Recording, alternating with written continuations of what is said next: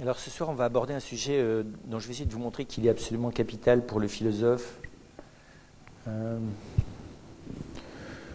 pour l'homme politique, pour tout le monde, quoi. Alors, je me disais, s'il y a peu de monde, c'est peut-être parce que Grenoble est un musée de la catastrophe architecturale. Enfin, c'est vrai que ça fait 40 ans que je connais votre ville, je ne vais pas vous faire un commentaire. Mais c'est vrai, c'est vrai.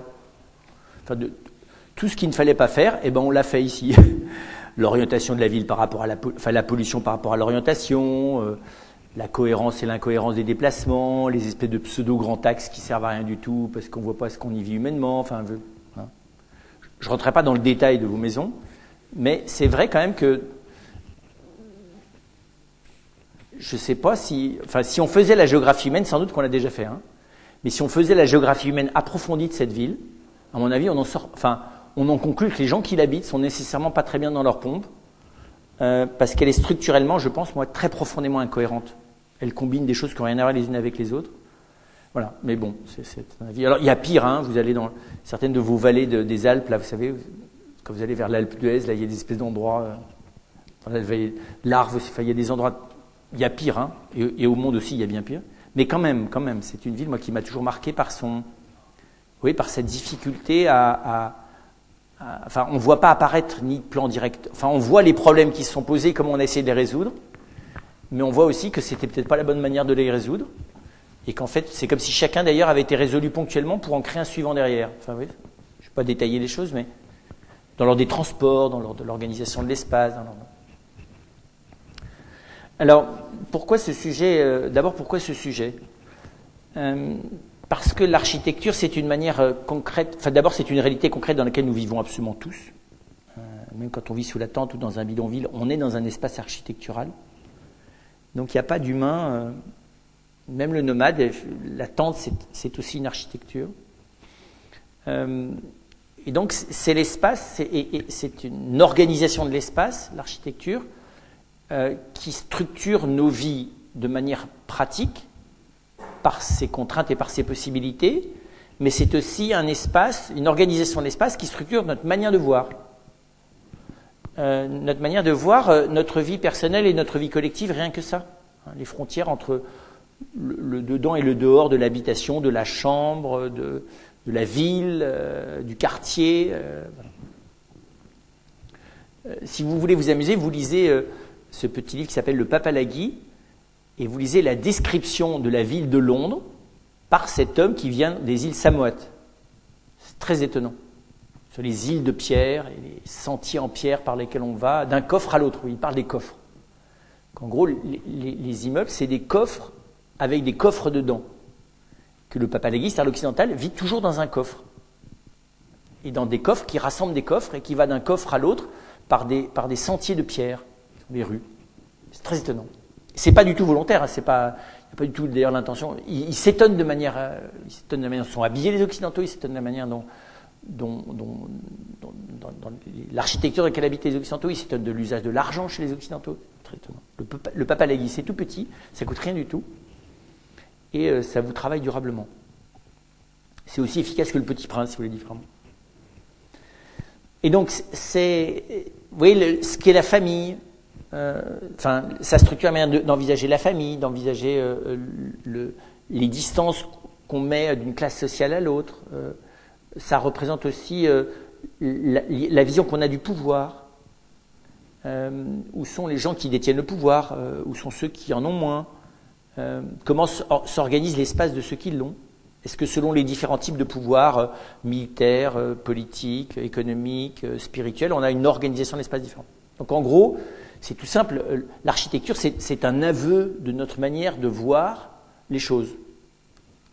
C'est-à-dire que nous racontons tout ce que nous sommes dans les architectures dans lesquelles nous vivons. Un peu d'ailleurs comme le corps raconte intégralement qui vous êtes. Hein. Le corps est une espèce d'aveu permanent de tout ce qu'on cherche à cacher, sauf qu'on n'a pas appris à lire, c'est tout. Et bien l'architecture, c'est à peu près la même chose, sauf que le corps, ça dit qui vous êtes, et un tout petit peu qui vous voudriez être, souvent sous la forme de la caricature.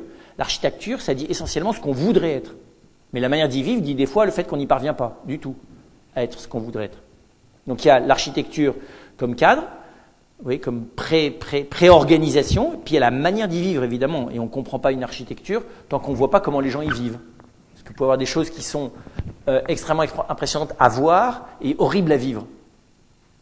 Et au contraire, des choses qui font peur à voir, et quand vous voyez la tête de ceux qui y vivent, vous ne comprenez pas comment ça se fait qu'ils aient cette tête-là. Parce que vous n'avez pas vécu vous-même.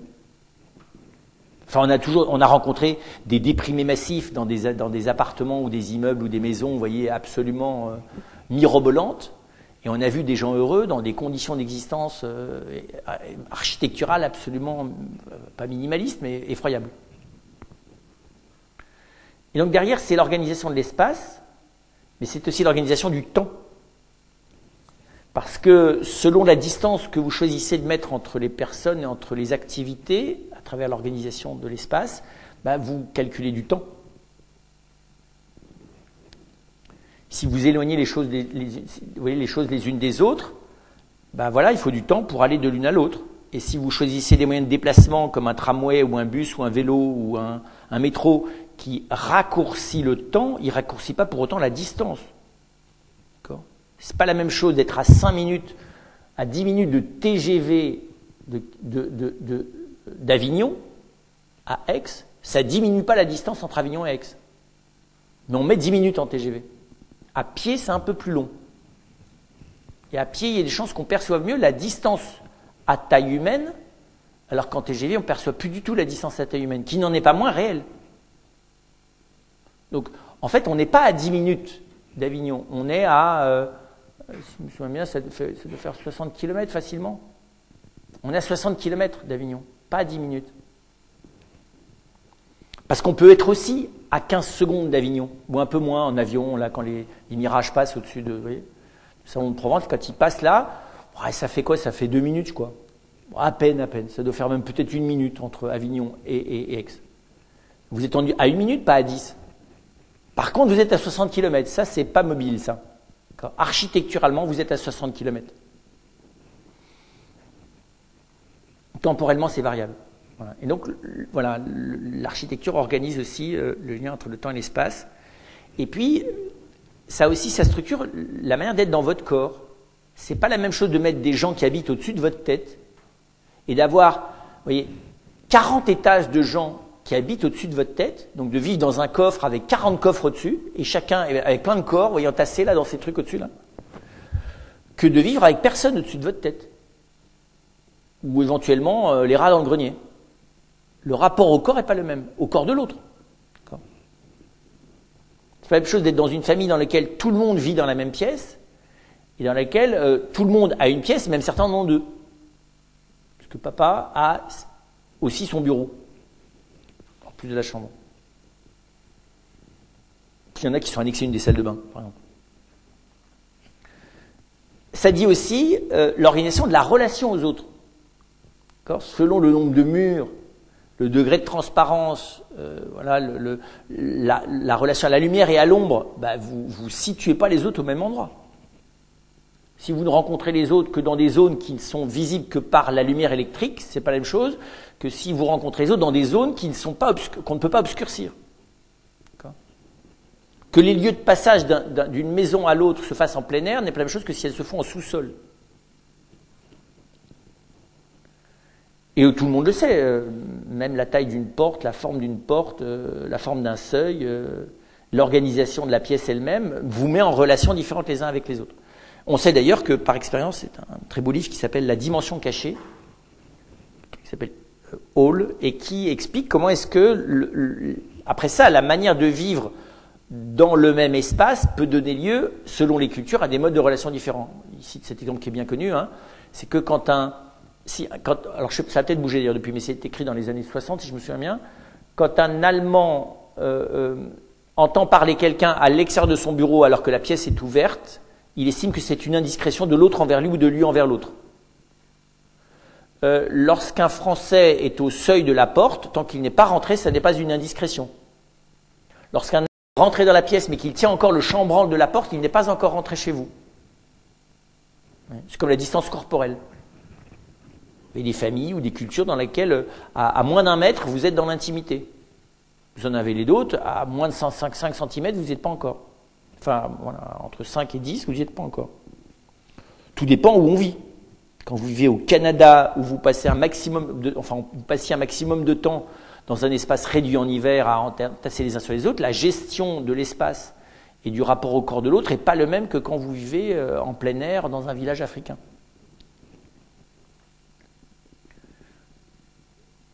Et donc on voit bien que on peut même dire que l'organisation architecturale me donne aussi, j'allais presque dire, une pré-programmation de ma destinée. Si la programmation de ma destinée, c'est de passer du premier étage de la tour de la Défense dans lequel est l'entreprise Intel pour arriver, si possible, le plus haut du sommet, vous avez déjà inscrit ou de passer d'un quartier à l'autre, d'une zone à l'autre, ou d'une taille de maison à une autre, ben vous avez déjà aussi une programmation de l'existence, vous voyez, de la dynamique de votre existence. Donc c'est extra. Alors, on peut le dire dans les deux sens. Bien sûr que tout ça n'est que le reflet de nos idéologies, de nos choix, de nos programmations collectives, tout ce qu'on voudra, mais elles ne sont pas que le reflet, elles sont aussi ce qui font nos manières de vivre. L'embouteillage, alors c'est pas organisé par de l'architecture, mais si, c'est organisé par de l'architecture. Les embouteillages n'existent que parce que les rues sont trop étroites. Dire non, le périphérique est saturé. Le périphérique n'est pas saturé. Vous l'avez conçu qu'à 2 voies ou 3 voies. Il suffisait de le concevoir à 12 voies. Il n'y aurait jamais eu de périphérique saturé. Voilà, donc c'est pour dire qu'en touchant l'architecture, on ne touche pas simplement à la question de savoir si on va mettre des briques et si le ciment va prendre rapidement ou pas. Évidemment, du coup, le rapport collectif que nous avons à l'architecture nous dit là où nous en sommes de notre civilisation. Et d'ailleurs, je me posais la question de savoir, au fond, est-ce que, à part les églises, je me disais, est-ce que la chrétienté ou le christianisme a inventé un nouveau mode d'organisation sociale qu'on verrait dans une architecture? Oui, ça s'appelle le monastère cistercien. Mais c'est le seul cas. Le village, vous mettez l'église au centre, mais vous mettez un temple ou un poteau sacrificiel, ça revient exactement au même. L'organisation d'un village, ça n'a rien, vous voyez, architecturalement, spécifiquement chrétien, celle de la ville non plus. La cathédrale, je veux bien, mais la cathédrale, vous voyez, elle n'a pas modifié considérablement, la cathédrale n'a pas modifié l'ensemble de la ville. Peut-être en étant plus haute que le reste de la ville, mais c'est assez vieux d'avoir un espace sacré qui dépasse en hauteur le reste des habitations. Par contre, le monastère, oui. Non pas qu'il n'existe pas d'autres monastères, mais quand vous travaillez de près l'architecture, notamment cistercienne, mais même bénédictine, vous voyez qu'il y a vraiment là un projet d'existence qui est tout à fait spécifique dans la relation entre la solitude, le vivre ensemble, la relation à la lumière, la relation aux ténèbres, la relation... Et là, il y a quelque chose d'unique. L'art roman n'est pas bouddhiste. L'art roman n'est pas hindouiste. L'art roman n'est pas musulman.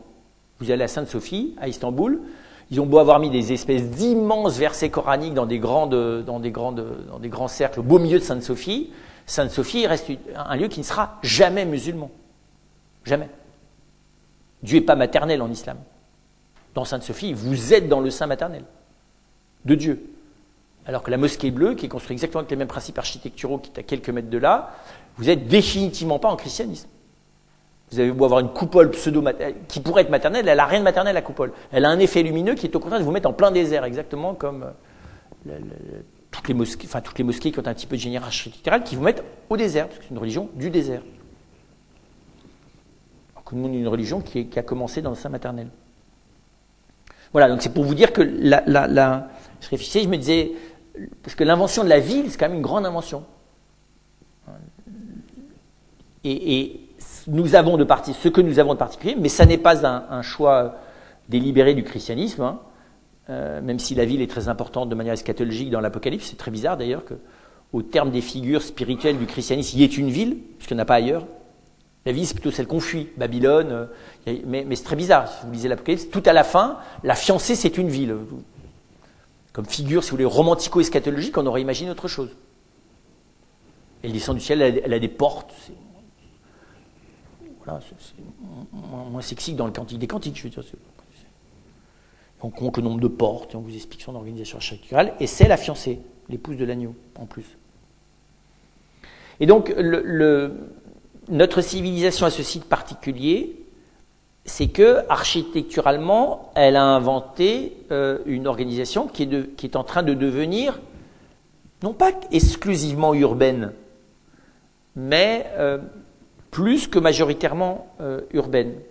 Donc d'inventer, comment vous dire ça, vous voyez, un mode d'existence quotidien quasi exclusif pour une part de plus en plus importante de la planète qui s'appelle la ville, c'est pas rien comme choix. Puisque c'est 2008, si je me souviens bien, le passage à 50% de la population mondiale vivant dans une ville. C'est beaucoup. Ce qui veut dire aussi d'ailleurs que par derrière, vous doutez bien, l'architecture hors ville apparaît de manière tout à fait nouvelle. La maison de campagne, l'invention de la maison de campagne. Il y avait des palais de villégiature des papes à Châteauneuf, des papes, mais la maison de campagne, c'est très bizarre. Le chalet de ski, bizarre aussi. Les bergeries en montagne, on connaît depuis longtemps, oui. Un chalet pour faire du ski. Quelle drôle d'idée. D'aller, quand il fait le plus froid possible, pour te mettre sur des machins et glisser sur de la neige. Bon, pourquoi pas, hein. On n'y avait pas pensé avant le XXe siècle. Alors s'installer en plus dans des villes qui cumulent la difficulté de se mettre dans l'endroit le plus froid possible parce qu'il y a le plus de neige possible aussi, c'est original. Et donc, comment dire ça, cette caractéristique du monde occidental, là où elle en est aujourd'hui, c'est ça que je voudrais regarder, il me semble qu'elle est en panne. Pourquoi? Parce que je vais essayer de vous montrer comment l'architecture contemporaine, de ces 30 dernières années, manifeste l'incapacité de la civilisation occidentale à gérer ses contradictions. C'est pour vous montrer, voilà. Et je partirai de ça, pour dire, voilà, si l'architecture a encore quelque chose à dire, elle ne peut le faire que si elle prend en charge la hauteur de son projet et la situation concrète du monde dans lequel elle se situe. En dehors de ça, vous pouvez continuer à faire des cages à lapins et des machins comme ça, en décorant ça de manière telle que c'est marketingement vendable, mais ça ne s'appelle pas de l'architecture.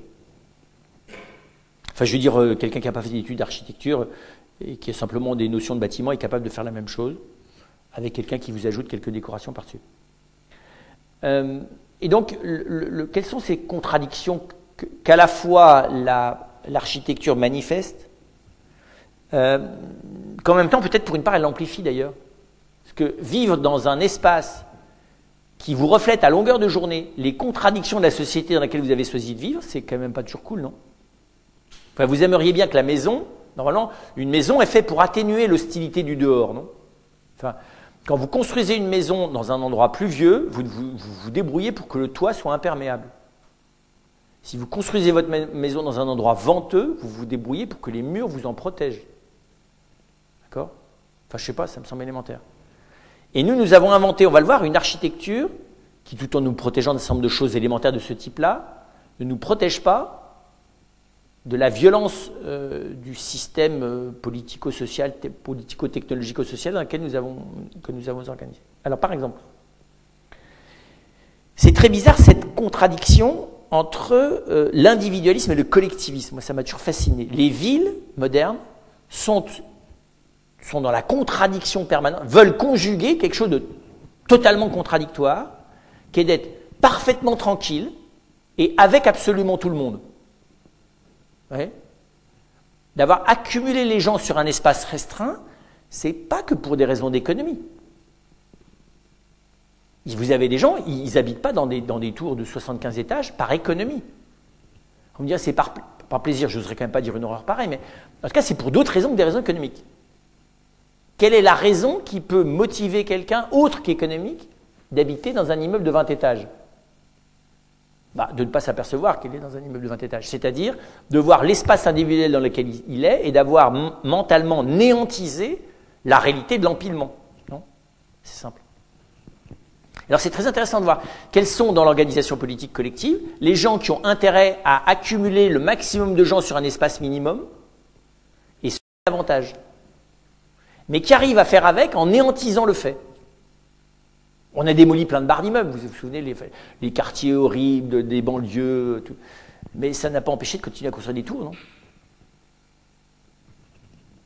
Alors que le principe de la tour, c'est la même, non? Vous allez me dire, oui, mais en plus moderne et c'est-à-dire avec plus de moyens, comme dans l'avion, vous savez. La sophistication des avions contemporains est de réussir à vous faire totalement oublier que vous êtes dans un objet qui se déplace à une très haute altitude, dans des conditions cosmologiques tout à fait agressives pour votre corps, bien que la pressurisation interne de la cabine soit à peu près gérée. Ça a pour but de vous distraire complètement, cette réalité-là. Parce que passer 12 ou 15 heures, dans certains cas, dans une boîte de conserve à 10 000 mètres d'altitude en vous déplaçant à haute vitesse, ce n'est pas recommandé pour l'organisme.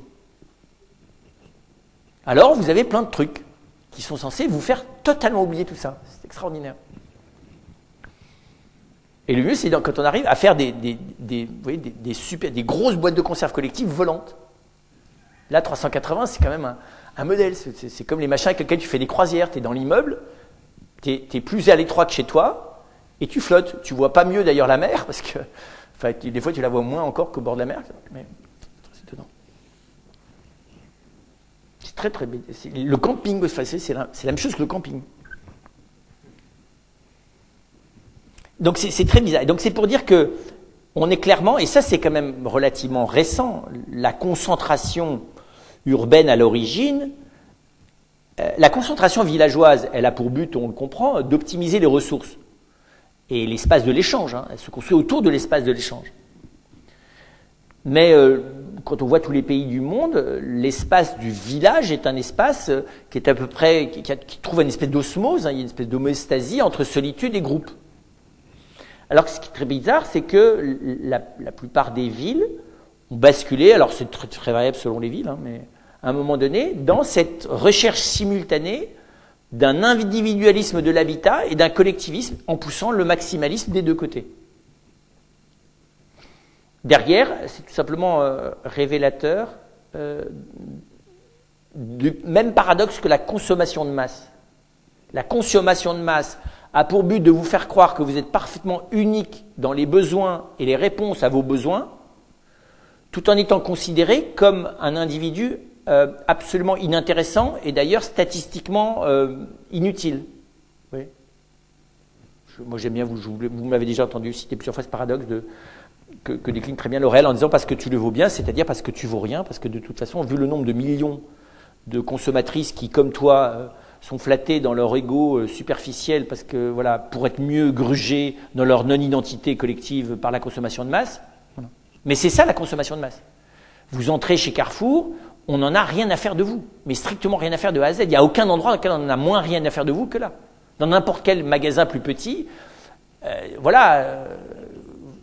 ne serait-ce qu'à cause de la géographie de l'espace, vous allez rentrer en interaction avec les autres. C'est vrai, rentrer dans un magasin petit où il y a beaucoup de monde, vous n'allez pas pouvoir faire l'économie des gens. Je suis passé, c'était du côté de Noël, là, dans un espèce d'hypermarché, là. C'est impressionnant, une foule pareille qui arrive à considérer que l'autre n'existe pas. Qui à haute vitesse se croise, vous savez, un peu comme la gare Saint-Lazare. Voilà, donc la même contradiction. Et ça veut dire par derrière, notre projet est-il individualiste à l'extrême ou collectiviste? Et comment combinons-nous les deux? Où voulons-nous les autres et où ne les voulons-nous pas? Et est-ce qu'il n'y a pas une contradiction intrinsèque entre la manière dont nous les voulons là et pas là en même temps? Je prends un deuxième exemple. La manière dont l'architecture est à la fois, alors c'est vieux comme le monde, le fait que l'architecture soit à la fois l'espace de l'intime, qui me protège, jusque dans ma chambre à coucher, les toilettes, et puis à l'inverse, c'est la manière, c'est du show-off, c'est la manière de montrer au monde qui je suis. Mais ce qui est très bizarre, c'est qu'aujourd'hui, on veut montrer au monde qui on est, même là où il n'y a pas de monde, même jusque dans les toilettes. Enfin, oui. Votre cave doit être aussi tip-top à l'avant-garde que là, à la façade. C'est très étonnant, cette espèce de nostalgie, on va dire, d'une espèce de transparence complète. Je prends l'exemple de ce qu'on appelle l'open space. Vous savez, faire travailler, vous voyez ce que c'est l'open space? Vous faites travailler les gens sur un plateau entier, alors vous en avez, je sais pas, des fois vous avez 40, des fois vous avez 50, des fois vous pouvez avoir 100 personnes qui ne sont plus protégés les uns les autres par des parois, même si d'ailleurs ils n'en ont pas plus. Ils en ont tout autant rien à faire du voisin que s'il y avait des parois. Enfin, ils en ont même encore plus rien à faire de l'autre, puisqu'ils sont agressés par leur présence visuelle et sonore. Et donc, bizarrement, l'anonymat peut augmenter dans l'open space au lieu de se résorber. Comme dans un métro. Dans un métro, l'énergie de chacun à néantiser autrui et à s'auto-néantiser lui-même dans la présence, quand même un chef-d'œuvre qu'aucune civilisation au monde n'a jamais réussi à exister. Être collé contre quelqu'un, le ventre contre le ventre, quasiment à respirer l'haleine de l'autre et à dire « tu n'existes pas, je n'existe pas, nous ne nous sommes pas croisés, je ne sais pas comment tu t'appelles, je ne sais pas si tu es un homme, une femme, un black, un beurre, je ne veux pas le savoir d'ailleurs. » Et comme ça, nous en restons là, c'est quand même formidable, quoi. Et donc, alors ce que je vous dis, l'architecture, on pourrait le retrouver du côté du vêtement aussi, hein, mais c'est très étonnant, cette espèce de contradiction interne de voulons-nous être exposés au regard des autres ou au contraire cachés au regard des autres.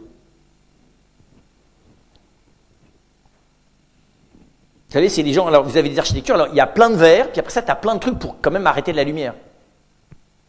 Tu mets plein de vitres pour que tout le monde puisse voir. Mais évidemment, comme le but, c'est quand même pas que tout le monde voit tout, bah après ça, derrière la vitre qui est censée tout te montrer, tu caches tout ce que tu as montré. Il faudrait savoir, tu vois. Tu montres ou tu montres pas. Mais c'est l'architecture. Évidemment, après ça, vous construisez tout un discours pour vous expliquer toute la subtilité conceptuelle du bidule, mais à la fin, quand même, il y a une glace, et une glace, c'est fait pour voir, c'est transparent, et puis derrière, tu as toute une construction, parce qu'il n'y a pas que le problème de la lumière, il y a aussi celle de la chaleur, parce que c'est plus compliqué à gérer, évidemment, que de construire un mur en briques. Les pare-soleils aussi, très marrant, ça vous avez marqué, vous avez un endroit où vous avez des glaces qui évidemment vont intensifier la caloréfaction interne, puis après ça tu rajoutes des pare-soleils.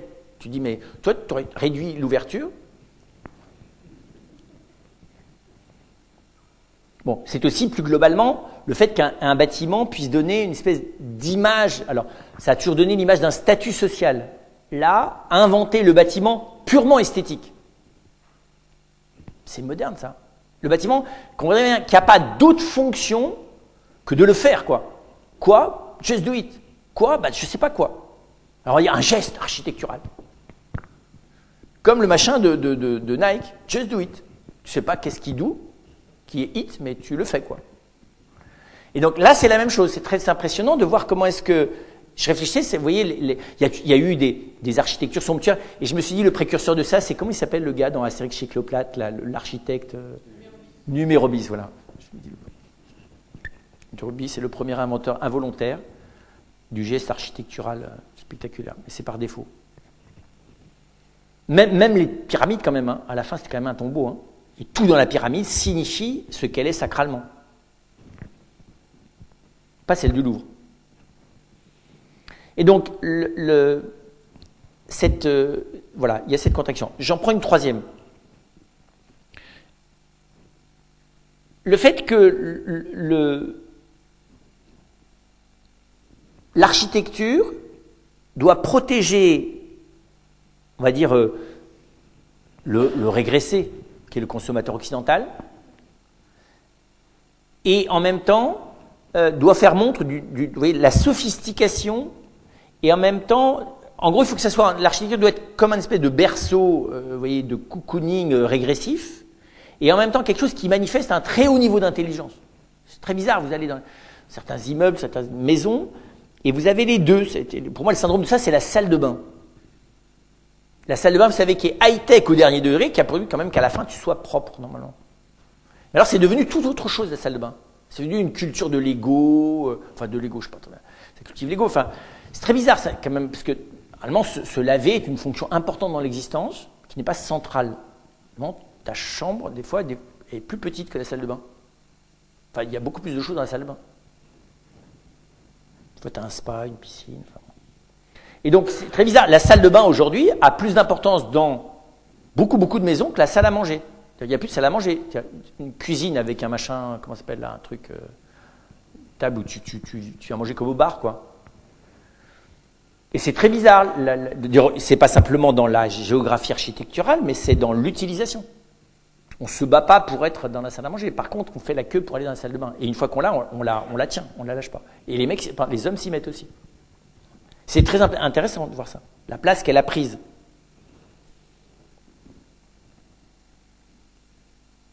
Ce n'est pas qu'une question sanitaire. Hein. La propreté, c'est devenu une pathologie en Occident. Ce n'est pas du tout une question. D'ailleurs, si ce n'était pas une pathologie, tu vas t'empiler dans des trucs écologiquement catastrophiques qui s'appellent des villes, et par ailleurs, tu te laves tout le temps. Il faut savoir, tu vas dans des endroits moins crassants, Tu te laves moins. Comme le type qui se met dans le bain de boue, il va se relaver plusieurs fois. C'est un peu pathologique, normalement. Et donc, faire appel, vous voyez, comment vous dire ça, à du conceptuel élaboré en même temps que de vouloir protéger l'individu dans son côté régressé, est très particulier à l'architecture contemporaine. Les exigences qui pèsent sur l'architecte sont beaucoup plus élevées qu'elles ne l'étaient. Et on pourrait décliner ça aussi sur la manière dont au fond, comment vous dire ça, on est à la fois dans la gestion technologique très élaborée de matériaux très sophistiqués dans certains cas, ou d'une intelligence très très poussée des matériaux. Donc on est dans des choses extrêmement matérialistes, dont on pourrait s'attendre d'ailleurs à ce que ça développe une très grande intelligence de la matière au service du corps. Pas du tout. La matière hyper technologique et sa connaissance extrêmement approfondie a pour but simplement de permettre le support d'une idée parfaitement abstraite. Autant j'aime beaucoup Guéry dans certains de ses bâtiments, autant il y en a qui sont... C'est amusé, quoi. C'est Louvre-dingue, l'histoire de ces jumelles. Vous voyez pas, il a fait un bâtiment avec deux grosses jumelles, là, ou son espèce d'immeuble qui se déforme. Et là, les techniciens s'en donnent à cœur joie. Ils se donnent à cœur joie avec aucune fonction ni utilitaire, ni anthropologique, ni signifiante durablement, à part d'en rigoler un coup la première fois qu'on le voit. Parce que vous m'accorderez d'être dans une maison qui se déforme, ça ne va pas structurer énormément le vivre ensemble de manière particulière. Alors peut-être que c'est un exercice d'essai qui lui a permis de faire le chef-d'œuvre dont je vous ai parlé la dernière fois par ailleurs, mais... Voilà, j'ai dit ça parce que je prends l'exemple de la défense. La défense est à la fois d'une sophistication conceptuelle et d'une vulgarité dans la brutalité matérialiste simultanée. Surtout quand vous descendez au sous-sol. Vous descendez en dessous du plateau de la défense, et là vous êtes dans le revers. Et vous dites, ben, si le revers de la prétention intellectuelle, c'est une violence matérialiste aussi crasseuse que ça l'est là-dessous, ça donne à penser. Voilà, on y voit aussi les contradictions entre le désir d'un libéralisme complet et en même temps d'une organisation sociale tout à fait prédéterminée, hein, parce que, à ce que je sache, c'est pas l'organisation d'un quartier ou d'une ville, je pense à Shanghai, mais je pense même dans une grande ville, ça se fait pas selon la décision des individus. Enfin, on n'est plus dans une logique comme celle-là. Et donc, il y a à la fois, là encore, c'est plus tout à fait l'individualisme et le collectivisme, mais c'est la liberté et la contrainte. Hein, on énonce une liberté à chacun à se construire, ou le rêve de la liberté de chacun de se construire le bâtiment qui lui conviendra, la maison de ses rêves, ou de pouvoir choisir ce qu'il veut dans la multiple possibilité que lui offre une ville. Et par ailleurs, l'extraordinaire contrainte, qui n'est d'ailleurs pas uniquement purement technique, mais qui est aussi législative, financière, et qui des fois relève d'une organisation de l'espace de la ville et de l'architecture qui n'a rien à voir avec un quelconque souci des personnes. Vous savez, le débat qu'il y a autour de l'espèce de tour triangulaire là, qui veulent mettre dans Paris, tous les architectes ou les gens qui réfléchissent à la question voient bien qu'il n'y a rien de défendable autre que sans doute des sombres histoires sous-jacentes qui ne justifient pas qu'un truc aussi moche puisse émerger comme ça au milieu de Paris. Vous voyez l'espèce de grande tour qu'ils veulent faire là. Bon, pour citer certains bâtiments de Beaufil dans Paris qui sont Tour de Catalogne, allez voir la Tour de Catalogne et ce qu'il y a autour, vous verrez. Vous voyez bien, vous êtes dans des mauvais décors de Cinecittà ou d'Hollywood. Et donc derrière, le dernier élément qui est très frappant, c'est qu'on y voit dans ces contradictions à la fois un souci grandissant d'avoir une architecture responsable, notamment du côté écologique et social, et en même temps la manière dont, tout en ayant ce propos dans le discours, les bâtiments eux-mêmes peuvent être d'une agressivité sur ce qu'on appelle l'écologie humaine. Vous pouvez avoir par exemple un bâtiment qui est tout à fait parfait dans l'ordre de l'économie d'énergie et qui n'en est pas moins conçu pour que la gestion des process, y compris des process humains, puisse se faire de manière parfaitement tyrannique et psychiquement invisible. Pour vous dire qu'on n'est pas une contradiction près.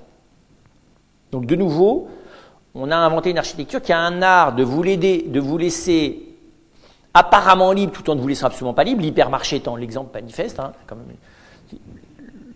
vous construisez un parc à jeux style, le train fantôme ou un hypermarché, c'est la même boîte. C'est ce que vous allez mettre dedans. Et c'est très intéressant de savoir, les hypermarchés me fascinent par le discours, un peu comme Disneyland. Si vous voulez, Disneyland, vous êtes dans un endroit de rêve, mais qui est parfaitement organisé sous une forme qui ne laisse rien du tout au rêve. Un hypermarché est un endroit dans lequel vous êtes dans la liberté fondatrice du capitalisme occidental, et en même temps, il y a peu d'endroits dans lesquels vous êtes dans une manipulation psychique organisée aussi serrée. Vous êtes quasiment dans le message subliminal permanent pour faire. Alors, qu'est-ce que j'en tire comme. Donc, pour moi, l'architecture, elle manifeste dans sa globalité, évidemment. Je ne regarde pas tel ou tel projet. Rend visible l'incapacité de notre civilisation à gérer les contradictions sur la base desquelles elle est construite, et en même temps est une machine à implanter et à accentuer l'impasse de ces contradictions dans les individus, pour faire simple. Vivez dans une grande ville et votre taux d'incohérence va augmenter mécaniquement. Ou l'énergie que vous allez dépenser pour lutter contre cette incohérence va augmenter mécaniquement. On pourrait classifier les villes en France par le taux d'énergie à dépenser à la base pour rester soi-même. Vous savez ? Rassurez-vous, Grenoble, Paris est beaucoup plus élevé. Paris, c'est entre 20 et 30% d'énergie personnelle qu'il faut utiliser simplement pour continuer à ce que la ville ne prenne pas le dessus sur mon identité. J'étais très frappé par ça, par l'évolution urbaine, alors qui n'est pas liée qu'à l'architecture, qui est liée aussi à ce qu'on appelle l'architecture urbaine, qui est liée à les espaces publicitaires, la saturation des espaces visuels, l'augmentation de la pollution sonore, tout en vous expliquant qu'en fait on a diminué le son, enfin tout ce qu'on voudra. L'emprise de la ville. Alors, qu'est-ce que ça veut dire? Et c'est ça qui m'intéresse, du coup, là-dedans, l'architecture peut-elle faire quelque chose? Elle peut sûrement rien faire du tout, tant qu'elle n'aborde pas la hauteur des exigences qui sont désormais les siennes, si elle veut faire quelque chose qui soit un tout petit peu signifiant. C'est-à-dire qu'aujourd'hui, prétendre faire quelque chose qui architecturalement va être valable pour une famille, en disant, mais oui, mais moi je ne m'attaque pas à plus, mon niveau c'est la famille, ça ne veut rien dire. Parce que la vision que j'ai de la famille, elle dépend de la vision que j'ai de la société. Donc ce que tu fais pour un studio, pour un étudiant, une maison pour une famille dans la banlieue de Grenoble ou une barre d'immeuble en milieu difficile, la problématique, elle est exactement la même. L'interdépendance, vous voyez, dans la représentation qu'on a de la société, fait que je ne suis pas moins idéologique dans la fabrication de la maison individuelle que je le suis dans la fabrication d'un espace de vie collective. Je ne suis pas moins idéologique dans la fabrication même d'un presbytère ou d'une église que je ne le suis dans celle d'un supermarché. Il ne faut pas rêver. Allez, visiter la cathédrale d'Évry. Et vous verrez comment est-ce qu'on a inventé plus que le Sacré-Cœur et Saint-Sulpice, qui étaient des architectures de la mort de Dieu. C'est-à-dire quand vous entrez là, il y a une chose qui n'existe clairement pas, c'est Dieu.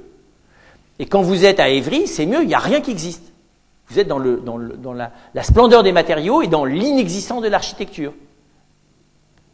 C'est même pas nihiliste, si vous laissez. Parce que nihiliste, c'est encore un propos. Il y a encore de la violence dans la négativité. Il n'y a pas de négativité, il n'y a rien. Même pas comme au désert, c'est très impressionnant. Vous entrez dans ce bâtiment, je vous défie de savoir, si on ne vous disait pas que ça s'appelle la cathédrale d'Évry, je vous défie de savoir ce que c'est. Si vous en enlèvez la croix, vous voyez quelques référentiels symboliques signifiants. C'est très impressionnant comme endroit. J'ai rarement vu un endroit pareil. Et donc, voilà, c'est pour dire qu'aujourd'hui, l'architecture, si elle a quelque chose à dire, et là où elle a quelque chose à dire, c'est quand elle prend en charge, parce qu'elle a toujours été sa vocation, c'est-à-dire la sagesse. L'architecture, c'est quelque chose qui ne peut pas se penser en dehors d'une vision globale de la personne humaine. Et comme vision globale de la personne humaine, ça ne sort pas tout cuit, ça s'élabore tout au long d'une existence. Donc quelqu'un qui n'est pas... L'architecture aujourd'hui a quelque chose à dire, au minimum, à condition que ceux qui la pratiquent se mettent dans une démarche de recherche permanente, de compréhension de ce qui fait l'humain, de ses conditions d'existence contemporaines et de la manière dont ces conditions d'existence pourraient interagir positivement ou négativement avec ce qu'est l'homme. Et les ressorts profonds de son existence. Vous voyez ce que je veux dire? On ne peut plus faire l'économie d'une compréhension anthropologique de la personne et de ce qu'est l'architecture. En gros, il suffit plus simplement d'avoir quelques directives et de savoir mettre une brique l'une sur l'autre. Ce qui veut dire aussi qu'elle ne peut plus travailler. Enfin, les architectes ont toujours su, mais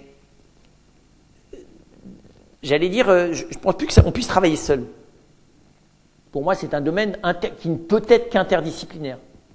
Je ne vois pas aujourd'hui comment est-ce qu'on peut penser une architecture sérieuse si on n'a pas une oreille ouverte sur les gens qui gèrent l'espace public et l'idée collective que l'on se fait du bien commun et du vivre ensemble, sans avoir une autre oreille ouverte, je vous dis, sur l'anthropologie fondamentale de type philosophique, sans avoir une autre oreille ouverte sur la manière dont les enjeux économiques finissent par truquer les enjeux d'organisation sociale et même de logique architecturale. Voilà.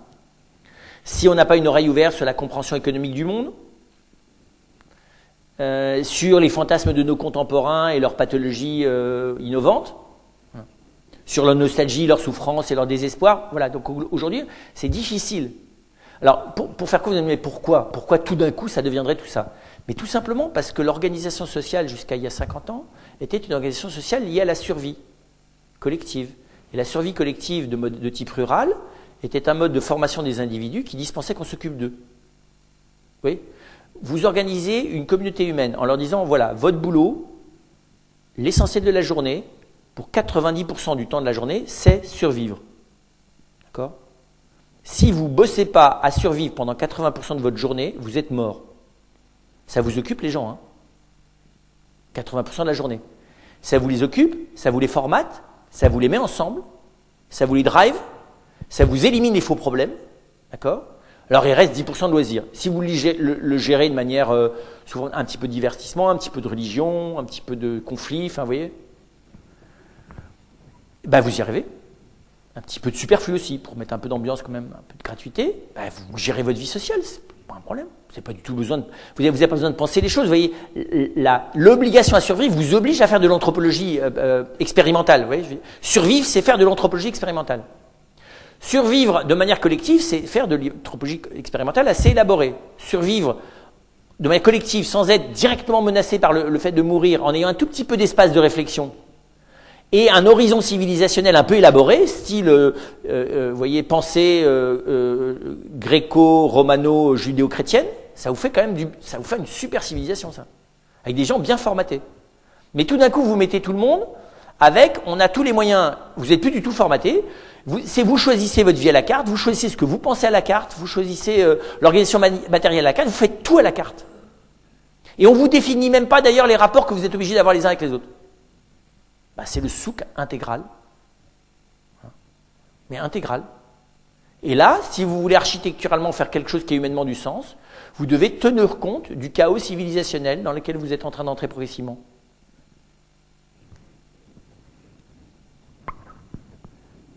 Et donc c'est très intéressant. Pourquoi? Parce que l'architecture, du coup aujourd'hui, c'est ce que font d'ailleurs tout un nombre d'architectes, va être obligé de penser quoi? C'est quoi le corps? C'est quoi le corps pour la personne humaine? Parce qu'évidemment, l'architecture, elle s'adresse au corps. C'est quoi le rapport de la personne à travers son corps, à l'espace, au temps, à elle-même et à l'autre? C'est très élémentaire. Qu'est-ce qu'on fout là-dedans? Parce qu'aujourd'hui, en plus, on a les moyens de s'échapper du corps. Parce qu'évidemment, la solution, c'est aussi parce que l'architecture risque de mourir. Enfin, l'architecture réelle. Si on développait des architectures virtuelles, le jour où on va commencer, ce qu'on commence à faire, à développer des architectures virtuelles, comme on est en train de développer des vies virtuelles, quand vous allez vivre des vies beaucoup plus sympathiques dans la matrice, pourquoi vous vous embêteriez à autre chose que d'être dans une barquette amniotique comme dans Matrice? Vous voyez ce que je veux dire? Que vous soyez dans un clapier ridicule, dans une petite boîte, sous électrode, en voyant rien, et en vivant dans un monde fantasmatique où vous inventez l'architecture de votre existence à chaque instant, dans tous les sens de l'architecture d'ailleurs. Vous repensez votre costard, vous repensez, on y est, enfin, je ne parle pas d'hier, on y est presque. Et si d'ailleurs l'architecture s'organise de manière collective pour permettre que les lieux individuels et collectifs de fantasmes de l'existence soient le plus favorisés possible. Ouvrez les yeux, c'est tout doucement. Alors, on vous a enlevé vos panneaux publicitaires ici. Mais partout ailleurs, ils augmentent. De toute façon, ça n'enlève pas Internet. Voilà, donc, qu'est-ce que c'est que le corps? C'est une grande question que Le Corbusier, sur laquelle Le Corbusier avait réfléchi. Je ne suis pas certain qu'il ait bien réussi à répondre à cette question. Mais en tout cas, il se l'était posé. Et il a souligné comment est-ce que la problématique fondamentale de l'architecture, c'est le rapport de l'homme à son corps. Et les proportions, pas simplement physiques du corps, mais la manière dont le corps sert de mesure à l'organisation de l'espace.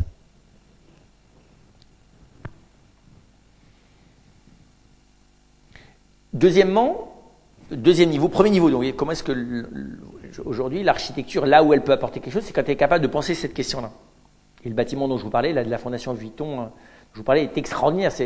Vous comparez ça à Évry, je me suis retrouvé à la cathédrale d'Évry, ce qui m'avait frappé, c'est quand vous y rentrez, donc vous voyez bien, elle est circulaire, hein, avec en haut c'est ouvert, le toit est ouvert, ce qui est évidemment totalement anti-chrétien, puisque la lumière ne descend jamais de manière zénitale en christianisme. Elle descend présente de manière génitale, c'est-à-dire qu'en gros, elle passe, la lumière, elle a été donnée au fond de la chair, cachée dans un ventre maternel. C'est l'inverse d'une lumière qui vous descend zénitalement dans le crâne, quoi. Et à Évry, c'est ça. Mais le mieux, c'est que quand vous rentrez dans Évry, vous descendez par la gauche, et vous savez, les mauvais escaliers, c'est-à-dire ceux où vous descendez toujours du même pied. Vous voyez comment vous faites? Vous marchez 2 fois, et clac, et au bout de 2 marches, vous dites, tiens, c'est bizarre, je boite. Non? Vous savez jamais? Dites. Parce que quand vous descendez toujours du même pied, vous avez le sentiment de boiter, non? C'est normal. Et en architecture, je pense que c'est une erreur élémentaire de ne pas respecter la distance de la marche, qui fait que si tu dois marcher sur la marche, il faut que tu aies fait suffisamment de pas pour pouvoir descendre de l'autre pied. Non? C'est assez élémentaire. Donc vous descendez et vous arrivez en bas de l'église, là, vous arrivez dans le cœur, parce que vous débarquez dans le cœur, mais je veux dire, ou bien le but c'est de vous mettre dans la pauvreté qui fait que vous êtes comme le boiteux de l'évangile qui arrive devant son Seigneur, mais je suis pas sûr que ça ait été calculé en fonction de ça par Monsieur Botta. Je me dis, c'est impressionnant. Alors que quand vous allez dans le truc de la Fondation Vuitton, normalement, le problème d'un musée, c'est qu'on est fatigué d'y piétiner. Réussir à faire un musée dans lequel on ne piétine pas, très très fort. À Orsay, vous piétinez, au Grand Palais, vous piétinez. Ne pas piétiner dans un musée, génial comme gestion, vous voyez, des déplacements.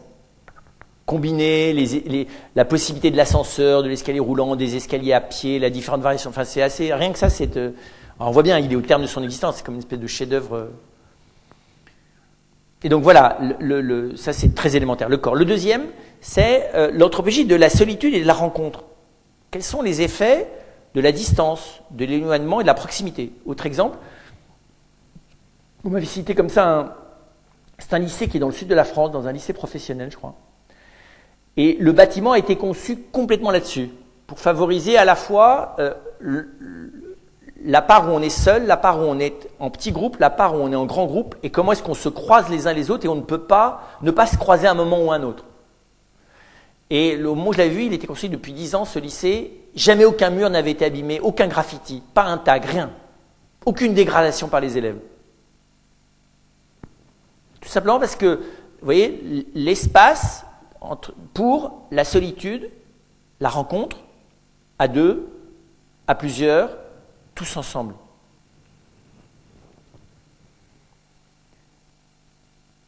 Et puis, la gestion des seuils du groupe aussi. C'est pas la même chose de rassembler des personnes à 50, de les rassembler à 200, de les rassembler à 3000, de les rassembler à 10 000, de les rassembler à 1 million. C'est une question en temps de mondialisation. C'est pas bête Copacabana. Alors, je ne sais pas où ils étaient aux Philippines. Ils étaient 6 millions aux Philippines. Hein. Et Copacabana, c'est pas mal comme espace architectural pour rassembler 3000 jeunes autour d'un pape. Vous y penser. Alors vous allez me dire que c'était possible à Rio. Je ne pense pas qu'ils aient fait Rio en fonction de ça, hein, mais voilà. Et aujourd'hui, c'est une vraie question, ça. Comment penser les seuils, oui, de l'exposition au nombre? Comment vivre dans une communauté qui est simultanément une communauté de l'individu, des fois jusqu'au malheur de l'isolement, hein, mais d'un individu, jusqu'à la multitude. Parce que je ne peux plus éviter la multitude. Aussi, quelque chose qui me semble toujours dans cette anthropologie fondamentale, le lien entre le silence et la parole. Et le bruit, bien sûr. Comment gérer le bruit non signifiant? Comment permettre le silence? Comment permettre les espaces de parole?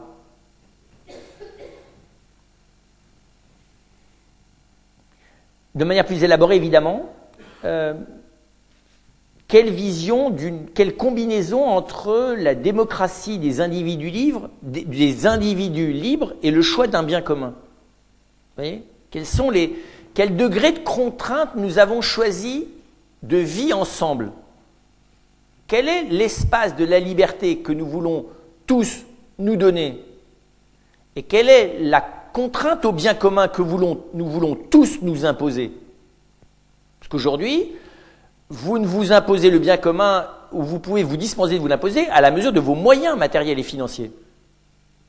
et vous n'avez les moyens de vous isoler comme individu au bon sens du terme du reste du groupe qu'à la mesure des moyens financiers que vous avez. Donc on est dans une organisation économico-architecturale très gravement antidémocratique, élémentaire, Charles Watson.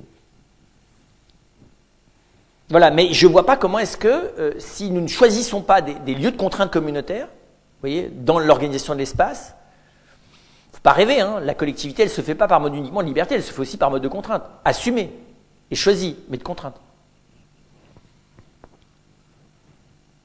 S'imaginer qu'on va tous débarquer à une heure synchrone au moment du repas, sans qu'il y ait quelqu'un qui décide de l'heure à laquelle on mange, c'est assez improbable. Hein.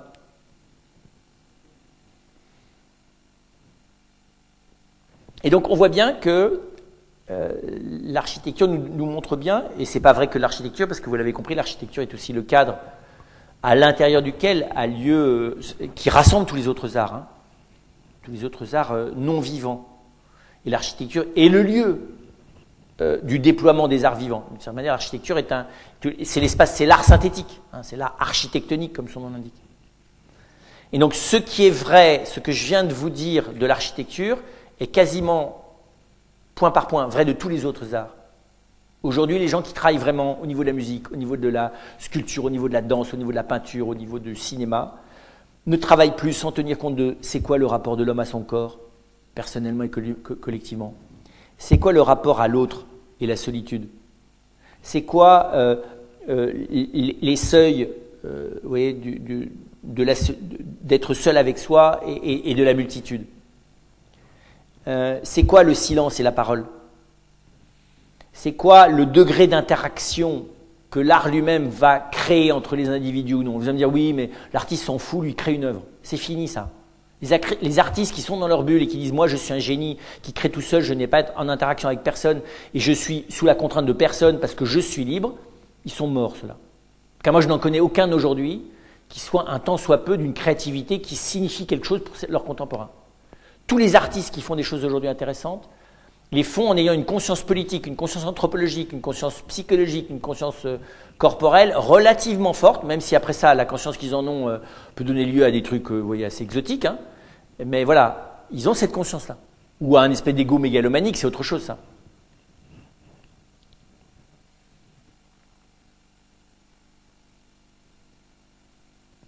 Deux derniers éléments pour conclure.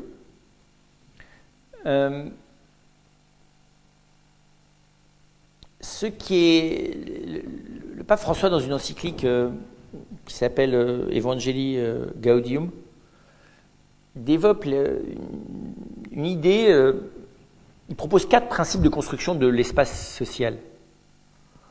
Et c'est très intéressant de voir, regardez, vous allez voir l'application de ces principes à quelque chose comme l'architecture. La première, il dit, le premier principe, c'est que l'espace, enfin, le temps doit prévaloir sur l'espace. À la première vue, tu dis, mais qu'est-ce qu'il vient nous raconter? Génial. Une organisation collective qui ne tient pas compte du temps est une organisation collective qui est uniquement dans la prédation par le pouvoir de l'espace d'action qui est le nôtre. Vous voyez, je ne sais pas comment dire ça. Quand on vit dans le temps, on est capable, vous voyez, c'est la différence entre, on va prendre un exemple très simple qui pour moi visualise ça, entre le peloton dans le Tour de France, dans lequel vous tournez pour savoir qui est-ce qui tire, et le sprint final. Dans le sprint final, il n'y a plus de temps, il n'y a que de l'espace.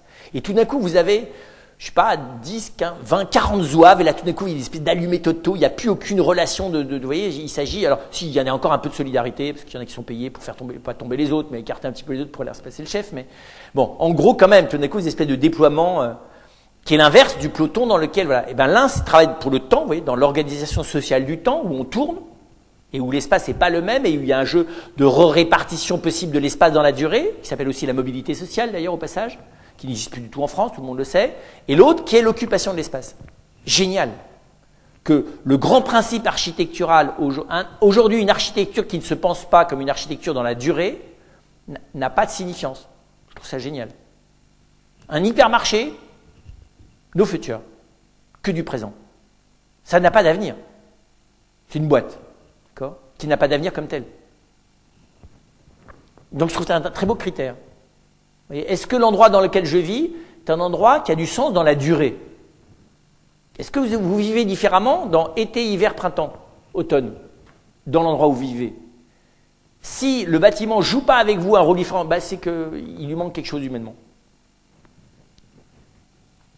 Deuxième principe, la prévalence de l'idée du réel sur l'idée. Génial aussi. Bon, ça, toute l'architecture contemporaine est une démonstration de ça. C'est-à-dire que dès que l'idée se met à vouloir jouer avec le réel et simplement se servir du réel pour manifester le génie prétendu de l'idée. Ça, c'est directement anti-anthropologique. Parce que l'homme n'est pas une idée, c'est une réalité.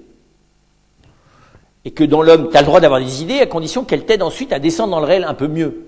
Mais si c'est l'idée qui prévaut sur le réel, tu fais plus que plier le réel à tes idées, et on le sait bien, architecturalement ou dans l'organisation de l'espace collectif, l'aménagement du territoire, on sait les catastrophes auxquelles ça a pu mener par moment.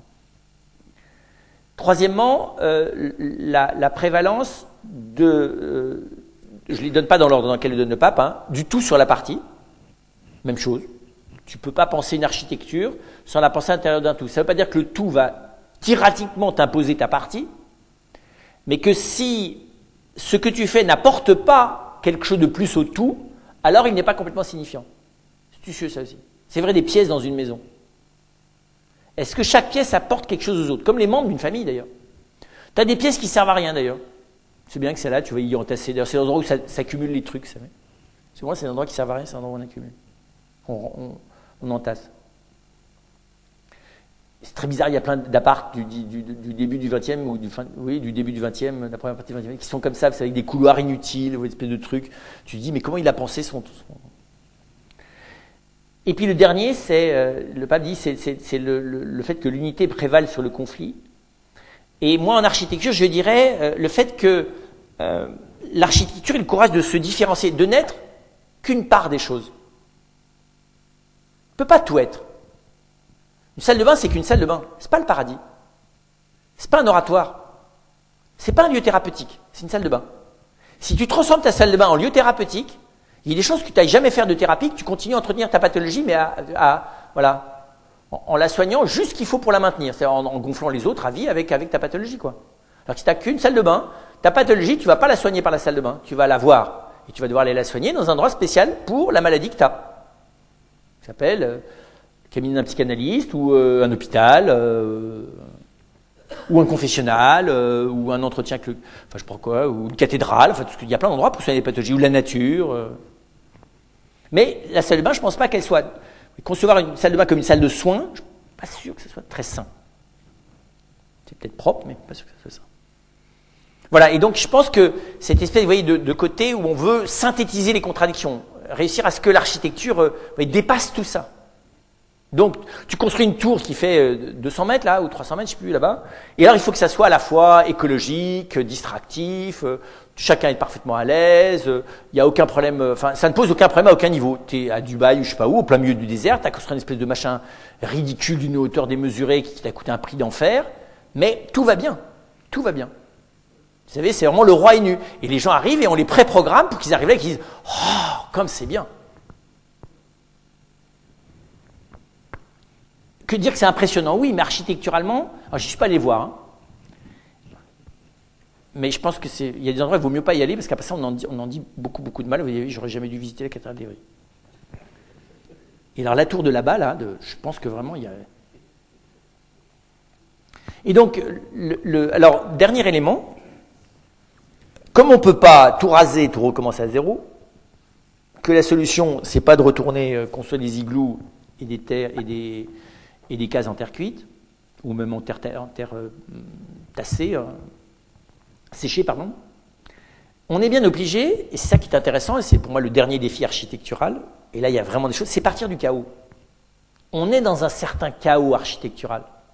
En plus à l'échelle planétaire. Parce qu'à l'échelle planétaire, vous avez des gens qui sont en train de faire cavaler vers l'urbanisation, qui sont encore dans des modes d'existence architecturaux de type rural, et des fois de manière très primitive. Donc vous prenez du plus primitif, du rural, au plus inconsistant humainement et en même temps, vous voyez, en mettant plein la vue de l'architecture contemporaine. Et tout ça, ça vous donne un certain chaos architectural.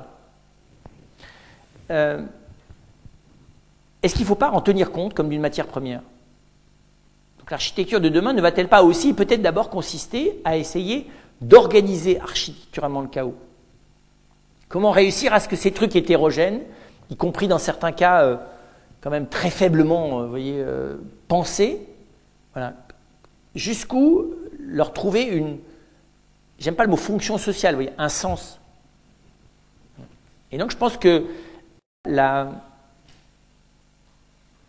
beaucoup l'art du collage, vous savez, vous prenez des affiches, tout tourne, et puis vous fabriquez quelque chose avec des matériaux qui n'ont rien, pas que du collage d'ailleurs, mais comment se servir dans l'étape de l'art et de l'architecture et de la vie collective où nous sommes, qui s'appelle la mondialisation?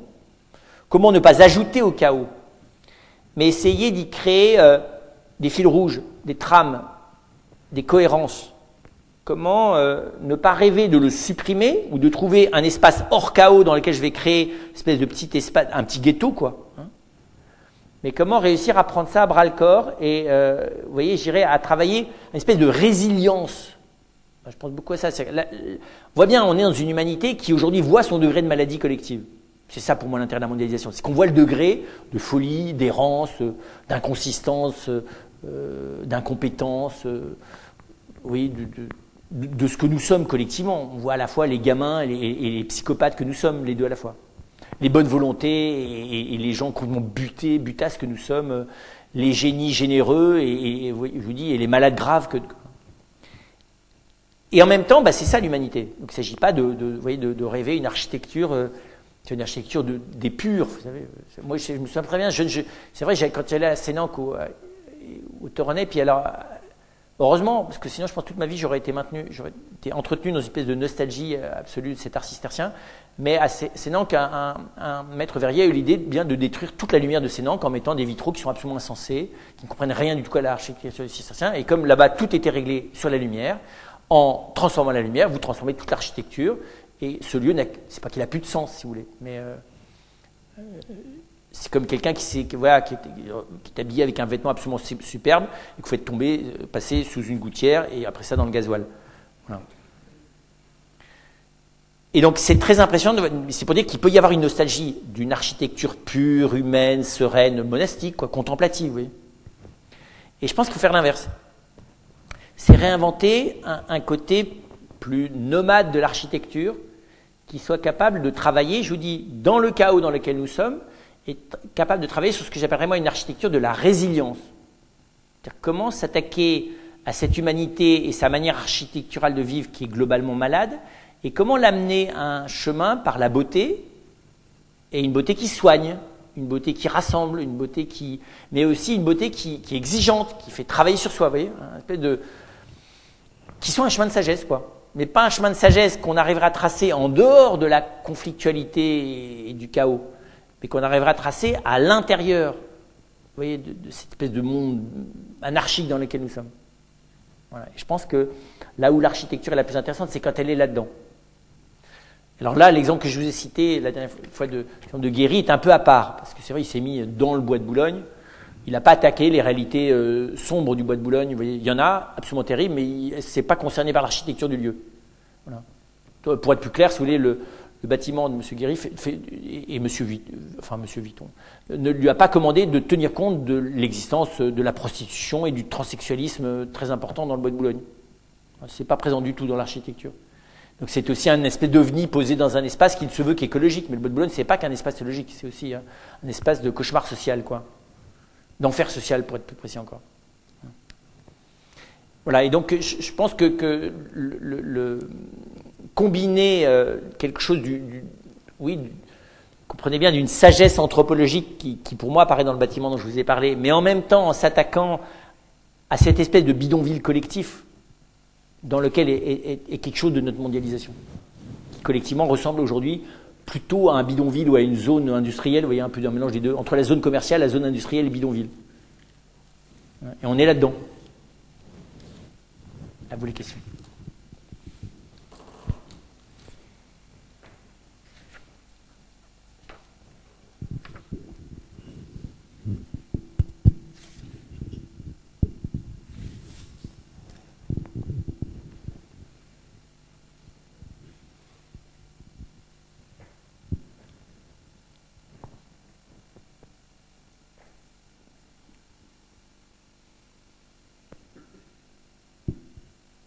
Les architectes, pas.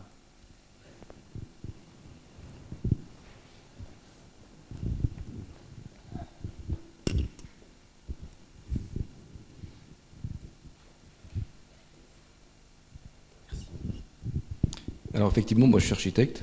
Bon, je construis des gares de remontée mécanique, donc je coule du béton en montagne dans le chaos de la montagne. Et chaque projet est quand même l'aboutissement d'un processus où on a un client qui a un budget. On gère des flux de skieurs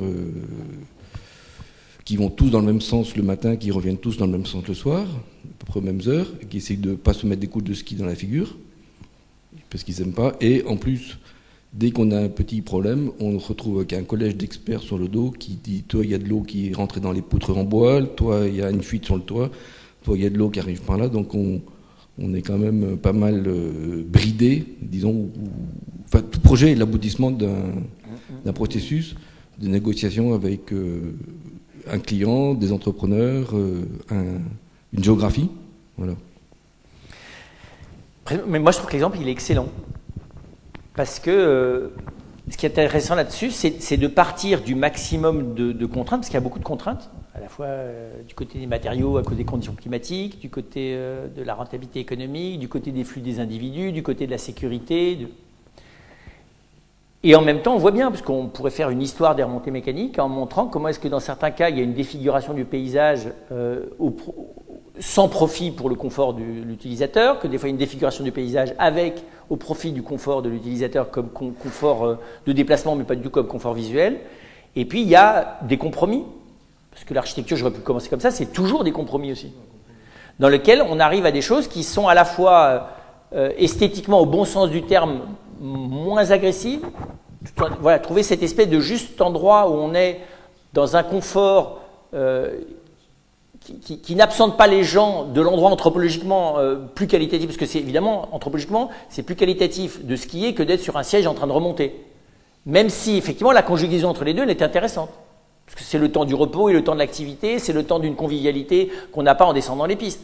Et donc, là encore, moi je vois bien à l'usage, même si je fais du ski que 2 fois par an, mais sur 30 ans, par exemple, parce que j'en fais peu, je vois peut-être mieux les évolutions.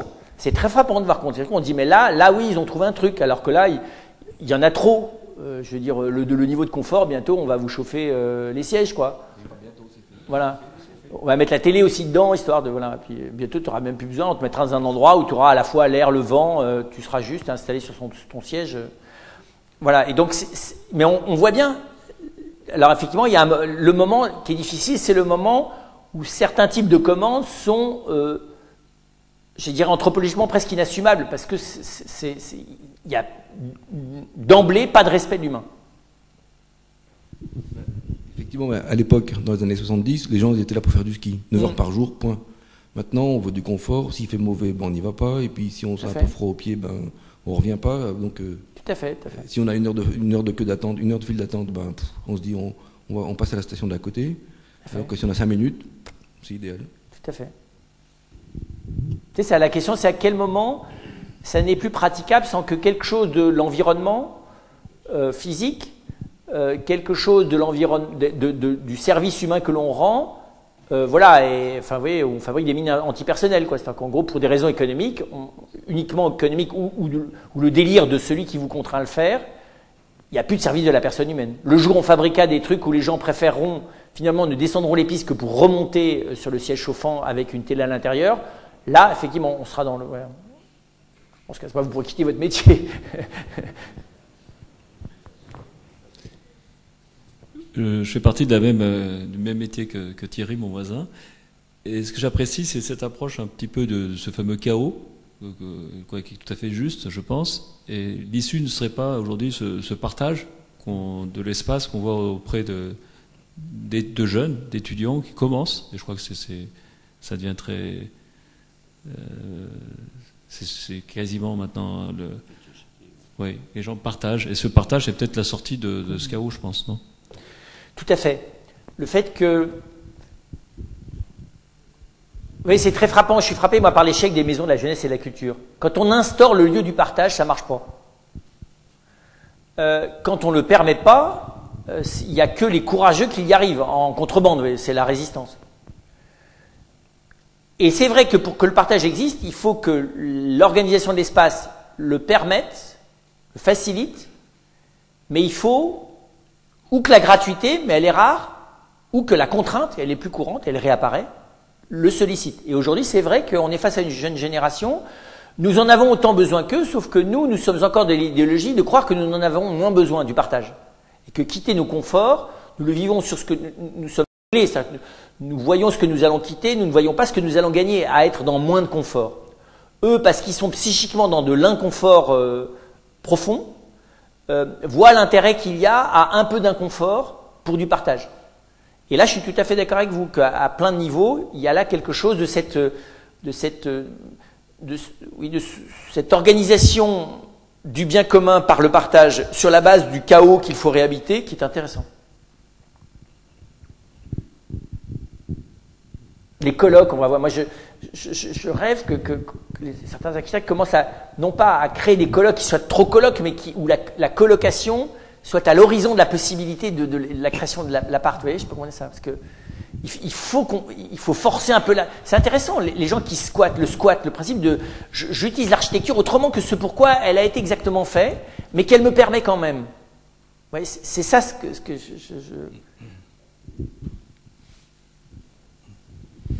je suis architecte à la retraite, mais bon.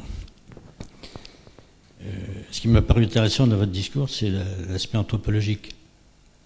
Et pour moi, là, en fin de carrière, si j'ai encore des choses à dire, je pense que la seule façon de se sortir, c'est qu'on se réapproprie l'architecture. Car elle est formatrice, elle est éducatrice, et quand on va au fond des choses, elle parle d'utopie, de projection, de vision, etc. Et donc ça nous sortirait un peu de ce conditionnement dans lequel on s'est laissé prendre. Et pour moi, c'est un chemin, c'est une façon de se rencontrer l'autre. Et je pense que là, alors bon, c'est peut-être un peu idéaliste parce que vu les contraintes, elle ne nous appartient encore pas, mais il y a encore de bons exemples. On parlait de temps partagé, de partage, je pense que c'est déjà un premier choix. Alors moi, j'ai un peu l'exemple du Japon, puisque j'ai construit là-bas. Les Japonais, ils sont confinés sur une île. Ils ont la nature et l'urbanisme en continu. Et eux, ils ont réagi. Alors, c'est deux cultures différentes, mais on a à apprendre avec la mondialisation. Je pense qu'on va pouvoir se rencontrer. Alors, eux, les architectes conçoivent la maison comme un lieu très polyvalent, très évolutif. D'abord, il n'y a plus de salle à manger, plus de salle de bain, puisque c'est un plancher libre qui varie suivant le temps, suivant la journée, etc. Ils jouent beaucoup avec les saisons, etc. Donc il y a une finesse et une approche qu'on n'a pas, nous. Alors on peut se rencontrer parce que eux c'est le dépouillement, nous c'est le raffinement, etc. Mais je pense qu'il y a deux civilisations, l'Occident et l'Orient, là, qui peuvent être très, très bénéfiques. Et donc je disais que l'habitation devenait, pour certains, un lieu d'accueil public, parapublic, privé. Enfin, il y a toute la gradation, quoi. Et je pense qu'il y a une façon intelligente de... Alors nous, ce qui fait mal un peu, c'est que l'individu normal, moyen, s'endette toute une vie pour une peau de chagrin, quoi. Ça, ça fait mal au cœur, quoi. Ça enrichit les promoteurs, mais c'est tout, quoi. Bien sûr. Alors que elle est un instrument d'un approfondissement de soi, de réflexion, etc. Et je pense que l'architecte peut avoir un rôle un peu de monitoring, un peu de conseiller. Alors ça, c'est très vrai. C'est-à-dire que, notamment, vous avez raison que la jeune génération n'a pas peur de se remettre à l'école.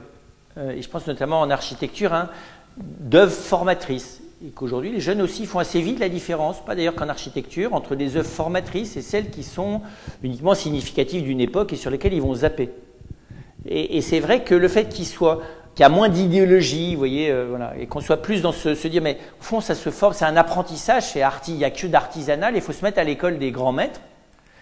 Et c'est très vrai que, alors là où je souscris totalement à ce que vous dites, c'est la manière dont l'Orient, ça m'avait frappé, moi la première fois que j'ai débarqué à Taïwan, c'est cette polyvalence de l'espace et ce que j'appellerais le nomadisme intradomestique. Hein, c'est-à-dire que, alors que nous, c'est pour ça que le Papalagui a dit très bien les choses, être dans un coffre, tout est rigide. Et c'est vrai que, moi je pense qu'une des inintelligences de l'architecture urbaine telle qu'elle s'est développée dans nos espaces ouest européens, c'est ça, c'est le fait que les espaces internes sont des espaces qui ne sont pas fluides, il n'y a pas de fluidité, il n'y a pas de réorganisation possible. Petit exemple que je viens d'avoir, hein, je m'occupe précisément d'un lieu qui est une chapelle qui va être désacralisée à Avignon et qui est censée devenir un lieu culturel. Eh bien, voilà, alors je voulais qu'il y ait une certaine polyvalence, donc j'avais pensé qu'on pourrait mettre des gradins qui descendent. Et puis après avoir vécu un premier événement, je me suis aperçu qu'il fallait garder la polyvalence complète de cet espace et que de pouvoir faire des spectacles orientés selon les 4 points cardinaux et la hauteur et la largeur, et qu'au fond, ce qui était intéressant, c'était la possibilité d'une polyvalence intelligente dans un lieu signifiant. Et que finalement, alors évidemment, mentalement, on n'est pas habitué à ça, parce que c'est une manière de vivre ensemble, de prendre du temps pour aménager, par exemple. Réaménager, le temps de réaménager, comme dans un théâtre, d'ailleurs, hein, le temps de déplacer les décors. Là aussi, moi je suis à Avignon, et c'est passionnant de voir comment est-ce que vous avez de plus en plus de troupes qui font du changement de décor à un moment de la pièce. C'est-à-dire que vous voyez, on n'est pas dans... Il n'y a pas le fonctionnel et le vivant. Voilà.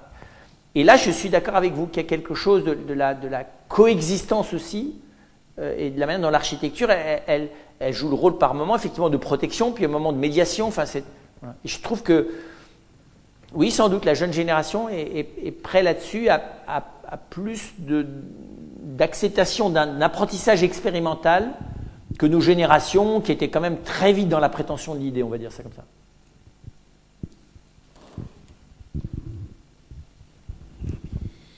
Oui, donc moi je ne suis pas architecte, mais je suis maître d'ouvrage dans un établissement public et je travaille sur les résidences universitaires d'étudiants.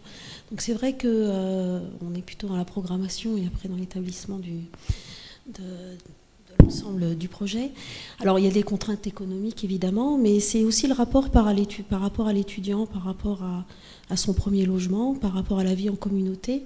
Et il y a quand même un certain paradoxe. Donc ce que vous avez dit, ça m'a un petit peu interpellée parce qu'on est sur des résidences de studios individuels, sur des colocations diverses et variées, sur des chambres avec des offices ou des cuisines collectives. Et on voit que par rapport à ce qu'on peut imaginer d'un lieu de regroupement, c'est des étudiants qui se retrouvent ensemble, donc avec une même démarche de formation. Et ben, on a un vécu qui est complètement différent et peut-être pas du tout celui qu'on aurait pu imaginer. Donc vous avez parlé de l'humain, du réel, et puis aussi des concepts qu'on peut imaginer. Donc c'est vrai que là, il y a un vrai paradoxe, parce que la solution, elle n'est pas si évidente que ça. On s'oriente sur du logement individuel, parce qu'on est dans l'individualisme, et que finalement, les colocations forcées ne sont pas toujours n'ont pas un bon retour nécessairement. Donc quelle est la solution? Et puis on va même jusqu'à imaginer des modules identiques pour chacun, donc des constructions modulaires. Donc où est la place de l'architecture là-dessus? C'est marrant que vous disiez ça parce que c'est ma question. Je donne des cours un cours HEC et ce qui m'a effrayé dans cette école, c'est que déjà le bâtiment originel est insignifiant. Mais alors en plus, ils ont construit un nouveau bâtiment qui est insignifiant au carré et ils ont rajouté des habitations pour étudiants qui sont vraiment des boîtes. C'est comme s'ils avaient empilé des Formule 1, mais en aluminium là. Enfin, vous avez l'impression qu'ils ont empilé des chambres Formule 1 les unes sur les autres en les enveloppant, le tout d'ailleurs à l'entrée du campus. Donc pour moi c'est le sommet universitaro-scolaire, vous voyez, le plus extraordinairement insignifiant que j'ai jamais vu de ma vie. Même Jussieu, c'est sexy à côté.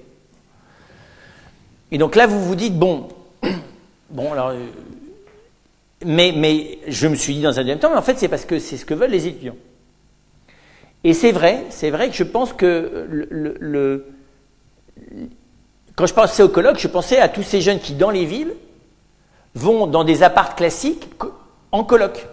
Parce qu'ils vont trouver dans du bâtiment qui a déjà du sens le plus qui va leur permettre d'encaisser le moins de la colocation.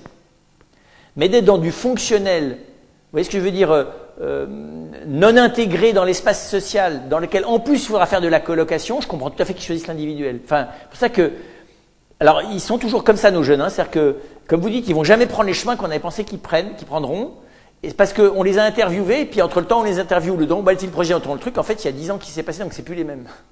Donc en gros, il faut faire ce qu'on appelle du marketing tribal, c'est-à-dire qu'il faut les suivre à la trace, en sachant que entre le moment où vous avez compris où ils sont et le moment où vous allez devoir faire quelque chose pour eux, vous avez 2 ans, pas plus.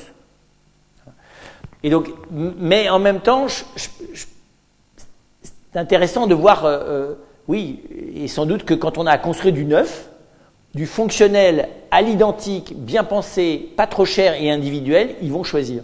Je comprends assez volontiers, moi. Alors que, par contre, faciliter qu'ils aillent créer des colloques, je vous dis, dans des espèces vous voyez, Dakar, où vous avez un appart avec, je sais pas, 5-6 chambres, et voilà, et en même temps pas trop non plus, et où là, ils vont le squatter légalement. Là, il y a une espèce d'aventure collective qu'il n'y aura pas dans un truc qui a été prévu pour la coloc. Mais vous avez raison, c'est pas. En tout cas, moi, la leçon que j'en ai, c'est que c'est pas facile de concevoir une polyvalence. Alors, c'est la question, est-ce qu'il faudra demain plutôt mettre, pas des parois mobiles, mais presque, hein, dans les mains des étudiants, en disant maintenant, vous bâtissez votre espace. Ceux qui veulent de l'individuel vont se bâtir de l'individuel, ceux qui veulent. Why not? On arrivera peut-être à un moment donné à un niveau de malléabilité des matériaux et d'utilisabilité qui permettra de se fabriquer pour l'année une espèce pas de ville étudiante, vous voyez, mais presque sur l'image d'un village de tente, quoi, comme modèle. Parce qu'à mon avis, ils n'ont pas fini de vouloir autre chose que ce qu'on leur a préprogrammé, les jeunes générations là. Ne serait-ce que des fois, alors malheureusement par esprit de contradiction aussi. Parce qu'à partir du moment où tu l'as décidé pour eux, ils vont te dire ouais. Bon, alors à la fin, il ne faut plus rien décider pour eux, mais en même temps, ils veulent qu'on les aide à décider ce qu'ils veulent décider, et qu'on ait des gens anticipés. Enfin bref. Et puis à un moment, il faut dire écoutez, vous nous cassez les pieds, débrouillez-vous avec ce qu'on a, et puis c'est tout. Hein. Oui, il y avait une question. Je ne voulais pas dire grand-chose, j'ai été frappée dans ce que vous avez dit par un truc que je viens de visiter. C'est l'immeuble de Google à New York. Et là, je l'ai visité, quand on me l'a fait visiter, tout est axé sur la créativité des gens. Alors c'est un immense plateau, c'est tout un pâté de maisons, c'est pas très haut, mais 2-3 étages, mais immense. Et les gens travaillent du côté des fenêtres. Et l'intérieur sert à la circulation et aux espaces communs.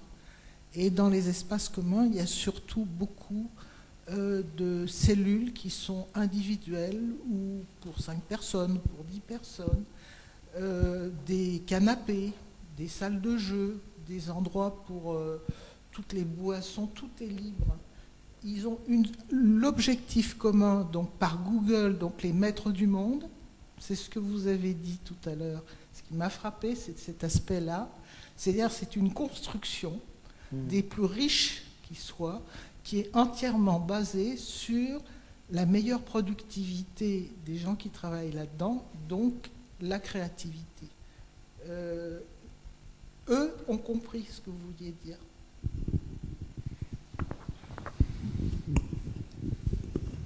Alors, j'ajouterais, vous avez raison, à ce petit quelque chose près, c'est que l'ensemble du monde qui travaille autour de l'informatique, et évidemment Google est en avance comme Apple sur les autres, est un espace de la créativité, mais de la non-liberté.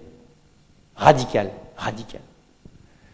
On est dans la créativité maximale, et c'est la créativité qui est comment dire ça, la monnaie d'échange contre la liberté. Et ça, je suis très frappé par ça. Et je suis frappé de voir que plus globalement, d'ailleurs, la culture américaine évolue là-dessus. Hein.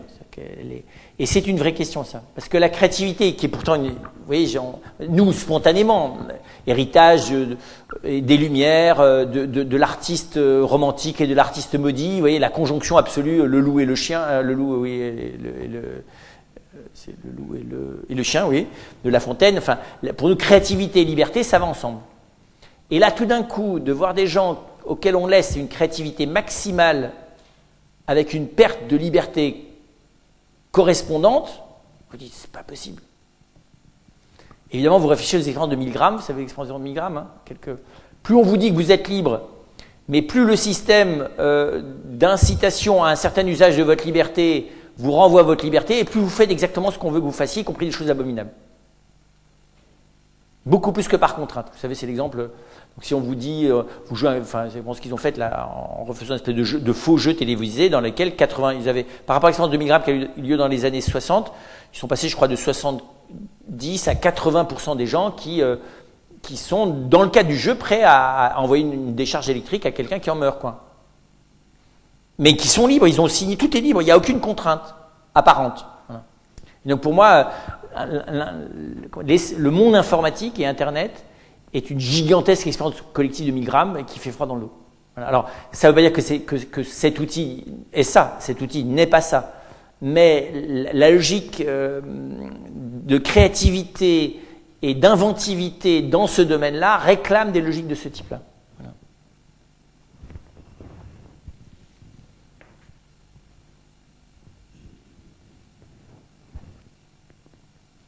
Pourquoi ? Parce que c'est comme la Chine. Vous savez, moi je dis de temps en temps, quand vous allez en Chine, c'est simple la Chine, vous n'avez qu'un seul principe, économique, philosophique, spirituel, social, même métaphysique, anthropologique. Vous n'avez qu'un seul principe, la Chine. Si vous êtes en conformité avec le principe, la Chine, vous pouvez faire ce que vous voulez. Dès que vous faites quoi que ce soit, dès qu'il se passe quoi que ce soit qui est contraire à la Chine, alors ce phénomène sera supprimé. Rien ne peut s'opposer à la Chine. Qui est propriétaire ? La Chine. Tu as été créé par qui ? La Chine. Tu travailles pour quoi ? La Chine. Pour qui ? La Chine. Très impressionnant. Je parle de la Chine contemporaine. Il n'y a rien, il n'y a pas de principe transcendant, il n'y en a qu'un. Et ce n'est pas le matérialisme des individus. L'individu, il est mort et il sait qu'il est mort s'il fait une seule chose qui est contre la Chine. Par contre, il peut commettre des abominations si c'est au profit de la Chine. Eh bien, il y a quelque chose comme ça. Je caricature un peu, hein, bien sûr, volontairement. Mais Google, c'est ça. C'est-à-dire que tout est au service de Google. Qui, lui, est censé, évidemment, être au service du progrès de l'humanité. Puisque le grand outil, selon... comment il s'appelait ? James Kers, là, qui avait écrit ce livre de Pepsi à Apple, qui expliquait que... Et puis d'ailleurs, Steve Jobs aussi, développait cette idée que le grand outil de la révolution anthropologique planétaire, c'est l'ordinateur intégré. L'ordinateur portable à l'époque, aujourd'hui on dirait l'iPhone, enfin, c'est l'intégration de l'informatique au cœur de l'existence personnelle. Voilà, donc c'est quelque chose de près. Alors que je pense que voilà, l'architecture ne peut rien mettre au-dessus de l'homme. Et s'il y a du divin, il n'est pas au-dessus de l'homme, il est dedans. Pour moi, c'est le passage du gothique au gothique tardif et flamboyant où on commence à avoir, vous voyez, une espèce de... Voilà, et au néo-gothique et au néo-roman où on est dans un divin qui n'est plus à l'intérieur. Prenez un exemple très concret, vous allez à Paris à Sainte-Clotilde. Moi, j'ai célébré des funérailles, en plus ça se voit empiriquement. J'ai célébré des funérailles d'un dessinateur qui s'appelle Moebius, qui est celui qui dessine Blueberry, qui n'était pas une grenouille de bénitier, mais enfin qui, in fine, avait quand même décidé qu'on célèbre ses funérailles dans une église catholique. Et Sainte-Clotilde, vous allez à Sainte-Clotilde, vous êtes dans l'hyper-catholicisme. C'est-à-dire que quand vous êtes là, vous êtes ou catholique ou rien. Et si vous n'êtes pas catholique, mais l'architecture vous le fait sentir comme ça, quoi. Ouais. Parce que c'est du néo-gothique. Et dans lequel vous n'avez pas d'espace de liberté. Alors que vous êtes dans une église romane, vous pouvez être bouddhiste, athée, anarchiste, tout ce que vous voudrez, vous êtes bienvenu. Voilà. Et donc pour moi, le principe, s'il y a du divin dans l'architecture, il est dans l'humain de l'architecture, pas au-dessus. La lumière devient chère dans l'architecture. Et elle n'est sûrement pas zénithale à vous écraser la tête là. Voilà. Avec des petits arbres autour en plus. En plus, ils ont planté des arbres autour. Auxquels je souhaite une longue vie. Bon, vous m'excuserez, hein, j'ai pas été gentil du tout avec Évry. La prochaine fois, nous nous retrouvons sur « Faut-il apprendre à être malade ?» c'est ça? C'est la suite d'aujourd'hui.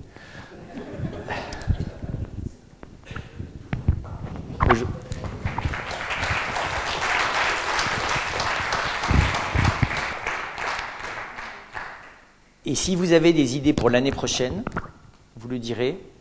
Pour vous dire, la piste que j'ai pour l'instant, c'est que je voudrais travailler sur ce qu'on appelle les émotions fondamentales. La peur, la haine, le désir, la jalousie, la culpabilité. Mais comme il n'y a que 5 conférences, je ne vais pas en faire peut-être que là-dessus. Voilà, donc, parce que je suis un peu persuadé que c'est les questions de fond, c'est ça. Qu'est-ce qu'on fait avec ça? Mais toutes vos suggestions seront bienvenues. Donc il y aura pas, qu'on ne fera pas ça que là-dessus.